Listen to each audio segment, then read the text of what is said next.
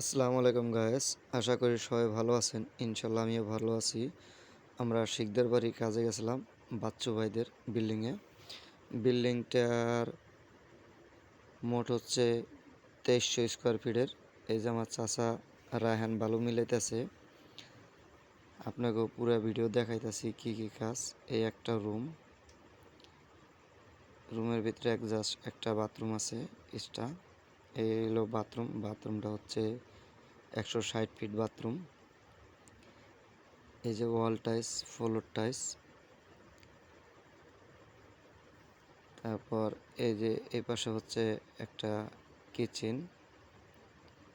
কিচেনটা 200 ফিট ওয়াল। তারপর এই একটা ফ্লোর রুম আছে। এই হচ্ছে আর একটা বাথরুম। আপনাদের ভিডিও শর্টের জন্য দেখাইতে পারি নাই, দ্বিতীয় পর্ব আপনারা পরের ভিডিওতে পাবেন।